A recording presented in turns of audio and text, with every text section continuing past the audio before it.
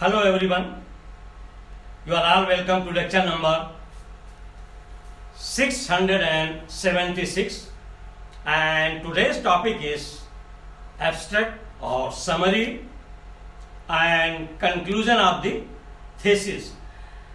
So abstract and summary of the thesis is having the same meaning. The only difference to my understanding is that if you are writing your observation or scientific analysis which is summarized in one block, it is called abstract. But if in case it is in paragraphs, 2 or 3 paragraphs, and once you have taken it into paragraphs, then it is summary. Otherwise the content of the summary and abstract of a thesis is same, it has same meaning. The only difference is spacing. And abstract and summary of the thesis is actually you are going to summarize in a very good language and your all significant work of your thesis is mentioned, and it is just like a capsule of your thesis, a small capsule, that everything, the whole 400-500 pages are put in capsule, and your abstract and summary should not be more than 400 to 500 words long. It's up to you and your department, your institution and your universities. But to me, it should be in brief. There are some institutions, they allow abstract and summary in more than 1000 words. But I believe, and to my understanding, it should be in brief as much as possible.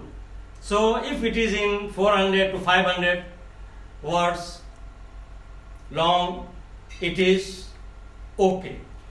And your abstract and summary is just like your mirror. You are holding the mirror of your thesis, and readers, examiners, they are window.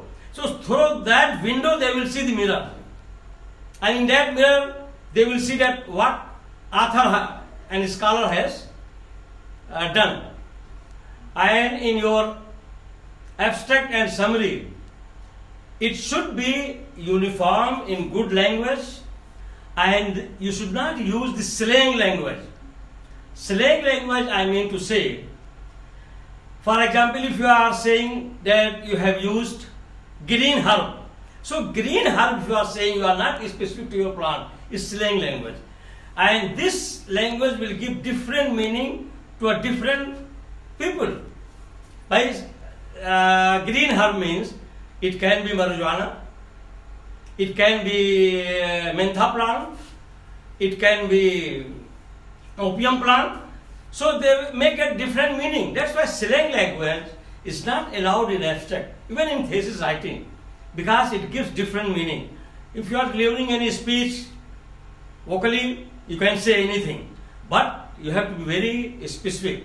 And your scientific information in your abstract and in your summary should be very clear, and it should be around your aim and objectives, whether you have achieved, because with the help of your abstract, summary and conclusion, your examiner is going to evaluate whether you have done the work which you are aiming, and whether you have met to your objectives or not.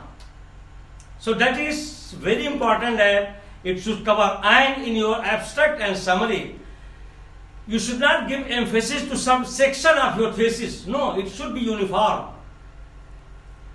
And your conclusion is very important in the sense that your conclusion gives good or bad impression, the value of your thesis, how beautifully it is written. And the principle of writing conclusion and abstract to postgraduate students is that to see their skill, whether they are able to summarize their 400-500 pages beautifully in one block or in 1-2 paragraph, in 400-500 words. That is the skill the examiners and the readers will get. So this is the background, and there are some elements which can improve your abstract and summary. First thing, it should be in brief. There should not be any slang language, and you have to give emphasis to your aim and objectives. So these factors you have to consider. So here I have given the abstract or summary and conclusion of the thesis. Number one, a thesis, abstract or summary should be optimally 400 to 500 words long, and although it is entirely up to yourself, your department, your institution or your university which will decide. That is your university formatting. Number two, abstract or summary of your thesis is the one which will provide the reader with your whole thesis in the form of a small capsule. It is just like a small capsule of your thesis that you are providing. Very simple. And you are expected to compress all worthwhile information in this section. In this section, you are going to compress, you are going to drastically reduce all the pages in 400-500 words. That's why it is a small, your thesis will be changed into a small capsule. Number three, the basic principle behind writing abstract and summary of the thesis is to train postgraduate students to plan, execute, evaluate, write and report a scientific research. It is a type of training to PhD and MSc students. How to execute, how to write, how to plan. They are very important, significant research findings. So it's a type of training. That's why we are asking to write the abstract or summary. And abstract and summary section is a showcase clearly whether these skills have been achieved or not. So it will show to examiner whether this postgraduate PhD or MSc students, whether he has achieved this skill of writing abstract or summary or conclusion or not, or he just everything is mismanaged in slang language and without becoming focused to their aim and objectives and our experimentation, our scientific information, maybe from here they know. It will be clear indication about the postgraduate students whether his skill is okay, good or not.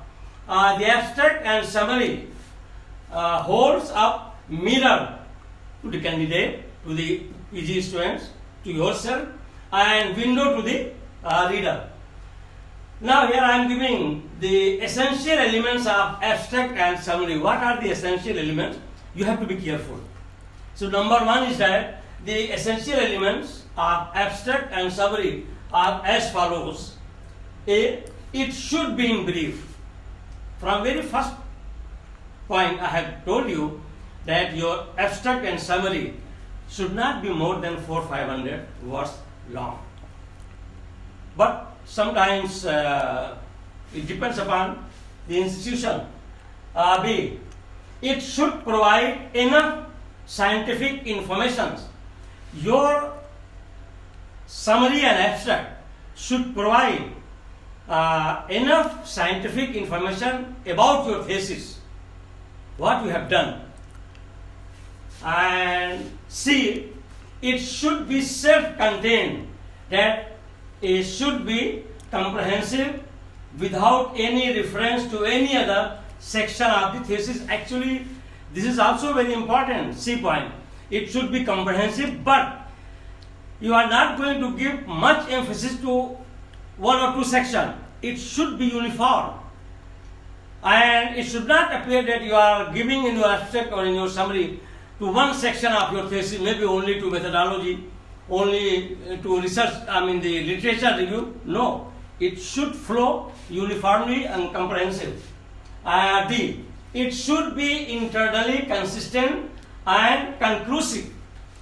It should be consistent and it should be conclusive. Means it should be in brief, where you should reach to conclusion in writing your abstract. And E, it should offer a reality check as to whether your aim and objectives have been achieved or not. So in abstract and summary, you are going to show very clearly whether your aim and objectives have been achieved or not. And if it is not achieved, once in your abstract it is incomplete, then there is problem with thesis. Sometimes shaking should not be high, so this slowly.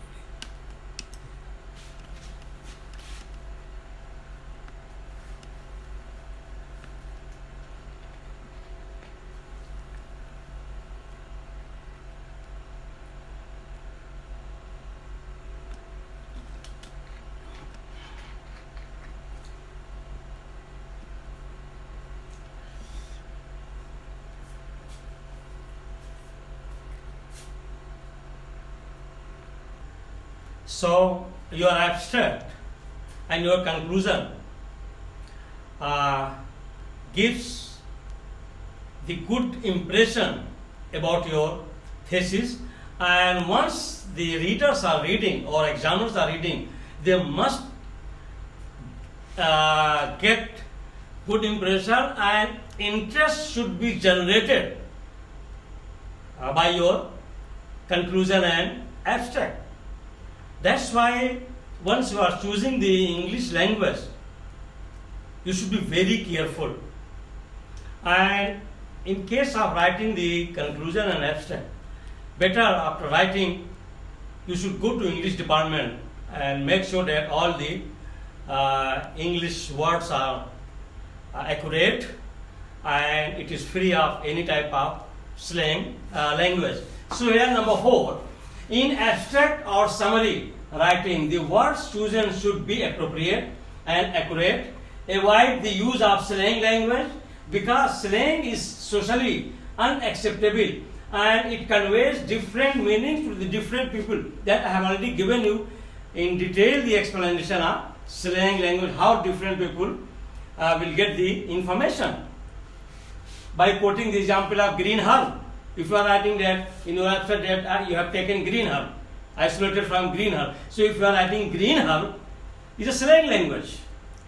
Because different people will have the different meaning. Someone may be having the meaning of mentha plant, someone will be having the meaning of marijuana plant, someone will be having the meaning of this mint plant. So is having different meaning. Now the elements of conclusion. What are the elements? We have to be careful in writing the good conclusion. Number 1. The conclusion section of the thesis is one of the first elements that people read in the thesis. So some of the examiners or readers, they first read conclusion is the first element, because they want to see few lines, let us see what he has concluded. What is the conclusion of his whole thesis? And it must therefore generate interest to read your thesis. So you should write your conclusion in such a way, in such a creative language, new language, so that the reader is thrilled and interest is generated. Your conclusion is responsible of generating the interest in the readers. That should be the language. Number 2, it is a test of your writing skill. So this is actually a type of test that how you have written the conclusion, skill and summarizing your skill. So your conclusion will show to examiners your skill of English writing and summarizing of your experimental or thesis work. That is, I mean, your conclusion will show very clearly. It is the mirror to show your skill of writing and summarizing. As the conclusion provides the reader a gist of your research work and of your commendation. Then number 3, you must write the main points which you wish to readers to remember. Such type of research points, main points should be in such a way so that always your reader will remember that it was very impressive. So that type of point should be there. It provides the final and proper perspective to the thesis as a whole. It gives very good perspective and impression about your thesis as a whole. If such very important point is there where your examiner or reader will remember. Number 4, make sure that the conclusion section of your thesis covers all the essential components. It should not be limited to few sections. It should cover all elements in your conclusion. Number 5, the conclusion section should highlight the significance of your research work. It must highlight the significance of your research work, how important it is. So, whatever the important research findings you have to mention, and that is going to signify your research work, like your new finding, your creative writing. So, all these things should be there, should be derived from your research work. Then, I am giving one tip, and that is your a well-written conclusion enhances the value of your thesis. If your conclusion and abstract are well written, it will improve the impression, it will enhance the impression of your thesis value. The value of your thesis will be more in front of reader and examiner once your abstract and conclusion are written very well, with your good skill, with good English, and avoiding the slang languages. Good language and writing style are instrumental in conveying your message to the reader. You are going to convey your message, your research message to the examiner, to the reader. So your good writing, good English, creative writing will create very good impression, very good, we can say, message you will carry to your reader and examiner. Therefore, choose your words very, very carefully in writing the conclusion and abstract of your thesis.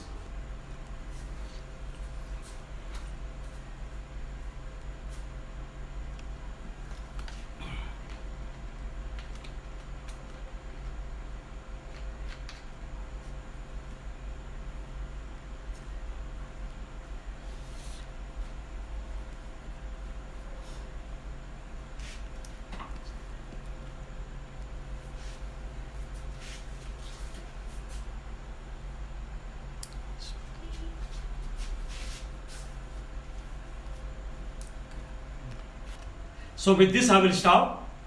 Thank you very much for watching the lecture.